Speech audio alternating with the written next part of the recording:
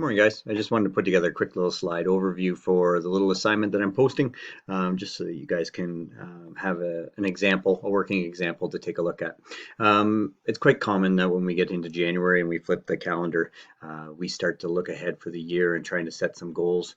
And I think this year, especially because we don't have anything planned for us, it's because of lockdowns and things like that, it's really on us to create our own and really set our own groundwork to see how we can reach them. Okay, so I put together a quick little slide, 2021 SMART goals, so fitness goals to start the new year. That brings us to SMART goals. We've talked about it a few times already, guys, but remember SMART is an acronym for specific, measurable, relevant, and timely. I want you to keep those key points in mind when you're setting your own goals as part of the little assignment that you'll complete towards the end. But specific meaning that they have real, reachable, measurable things. So it ties into measurable. Measurable being whether it's time, whether it's rep, whether it's weight, whether it's whatever it is, it needs to have a number. Attainable, it needs to be something that you can actually reach. Okay, so for example, my 10K time may be in and around 45, 50 minutes.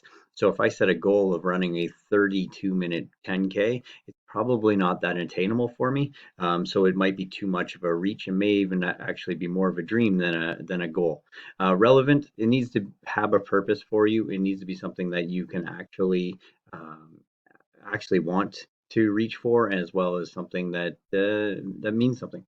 And then timely, give yourself a time frame. Okay, so whether you want to use the end of the year as your goal or whether you want to use a certain number of months, whatever, I'll show you some of the things in the examples that I have ahead. Okay, so beyond SMART goals, your goals should also have some principles. And principle number one, it ties in with SMART goals really well, but the measurable aspect is probably the most important. Okay, the way you reach your goal is to have a spot that you're reaching for. Okay, so again, I use the example of the 10K. If I'm running a 50-minute 10K and I'd like to get it to 45, the 45 is the measuring stick. Okay. Principle number two, your goal must be under your control. So if my goal is I want to win a race or I want to win the championship, that's not in my control because other people may show up, Olympians may show up. It could be all kinds of things that are out of your control. So it has to be something that you with your effort and your work ethic that you can reach. Your goal must stretch you. Okay, so again, to go to that 10K example, 50 minutes to 32 isn't really reachable, but maybe 50 minutes to 45 minutes is. Okay, and it's kind of going to push me to be better. If I went from 50 minutes to 49 minutes, that's really not that big a deal. I could pick up a few seconds per kilometer here and there, and then that will reach it, but it won't really push me to be better.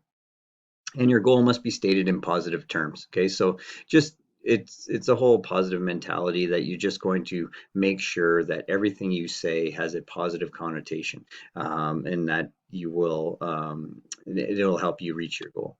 Okay, examples of goals. So someone wanting to run a 2:30 marathon at Marathon Nationals, running a 10K in less than 40 minutes at the Sporting Life 10K, achieving a set number of repetitions of an exercise. So for example, 12 pull-ups, okay, or decrease my body fat percentage to 15%. You can see how they're very measurable, and depending on where your current body fat percentage, I guess that one might not be attainable and might be attainable. But again, they're specific. Okay, they have something that is measured, each one, as well as they hopefully are attainable for the person involved. Okay, training objectives are the second set of things I want you to look at, and they're different than goals. So training objectives are the short-term standards which you will measure progress towards your goals. If they are appropriate, your goals should be within your reach. Okay, so if someone's goal is to squat a certain amount of weight, or someone's goal is to be able to jump a certain height, or whatever it is, increasing their squat to 150 pounds by June might be something that could really benefit them. Okay, someone who swims with the 5:30 a.m. Masters group 3 times a week, maybe that's a training objective that's maybe tied into a goal of them qualifying for the Hawaii Ironman or setting a personal best, whatever it is, their specific time at a specific race. Okay, perform a kettlebell workout twice a week. So the kettlebell is a specific type of workout, and working using it and also having it twice a week built into their training schedule. And then, or the last one is complete 10 consecutive pull-ups by March 1st. So someone who might want to do 15 or 20 pull-ups by a specific date, if they can get to 10 by March 1st, then that 15 and 20 that might be reachable towards the end of their training example. Okay, so how does this work and how does it look like? So I thought I'd give a little example of myself. I put this quickly together. This is kind of some of the things I'm looking at for this year. 2 goals, because I've kept it with 2 goals because of your assignment's got 2 goals as well. So I use my example of similar. To run a 3:45 self-supported marathon by the end of the summer. Okay, so I was supposed to run the Good Life Marathon last year in May, and it got canceled because of the pandemic. So they put off my registration till this year, and the race has again been canceled. So I still have the goal of running the marathon. So I think by the end of the summer, I could run the distance of 42 kilometers on my own, and that's what self-supported means. And so I'll measure out a route and I'll do all the dirty work that needs to get done, and then I'll just complete it myself. And the second one is increase my cycling FTP to 260 watts by the end of 2021. So that's a second goal throughout the year, specific measurable training goal that ties in with my cycling. My current cycling FTP is 229, 230, something like that right now. So the idea would be to then get another 30 watts by the end of 2021. And you can see how those 2 goals, one is by the end of the summer, and then the other one's kind of 4 or 5 months later. Okay, so there's a little bit of overlap, but there's also specific time frames associated with both. Okay, so training objectives. The first to tie in with the marathon would be to build and start a 30-week marathon training program by the end of January, and that's something I'll do myself. And with that, I will build cycling into it as well. So you can see that I've got complete the Tour de Zwift, and both cycling and running.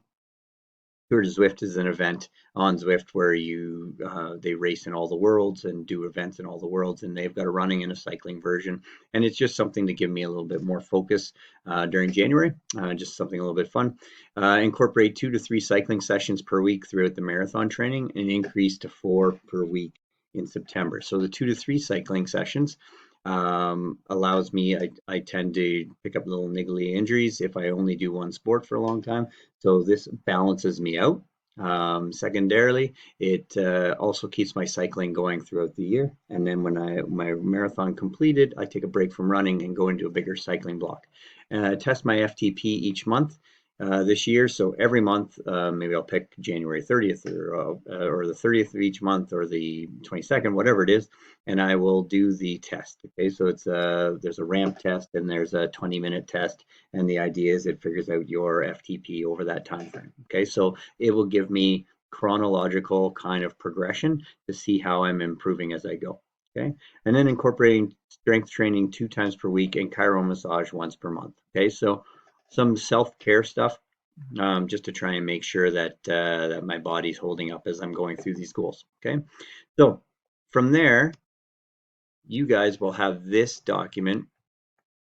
Okay, I just put a scared example, but you guys will have the exact same ones. Okay, so in the space below, write 2 fitness goals that you're going to do. All right, so my 2 fitness goals were the 3:45 marathon by the end of the summer, and increase my FTP to 260 by end of 2021. Okay, so there's my 2 goals.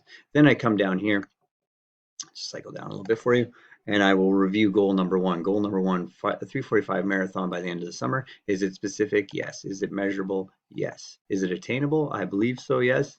Is it reliable? Yeah. And is it timely? Okay, yes. Okay, because it's got at the end of the summer as the aspect. Okay, then when I cycle down, goal number 2, which is the 260, right? 260 watts, that's specific, that's measurable, that's attainable, and timely. Good, so it gets down to the bottom. Okay, and in the space below, list 3 training objectives that you have to reach your goals. And from my sheet you remember before, here they are here. I could even copy and paste them. So for me, those are probably, actually I put 5, so I'll put all 5 in there just because they are kind of interrelated. You guys, okay, you guys only have to list 3. I put, like I said, I put the 5 in just because there's some overlap between the two. But those training objectives will help me reach my goal. And then that will be, I will submit that. And then there you go. I've done my aspect of for this little project, and that's how you'll get credit for for finishing it as your asynchronous work this week. Okay, I've left it so you can edit your response as well, so you can go back and edit it if you happen to make a change. But it is something that you may want to jot down on a piece of paper. I use a whiteboard. I have it over beside me where I throw my stuff up there. Okay. If you guys have any questions, feel free to email me anytime. This will be the framework of what we're going to do this week in our asynchronous work.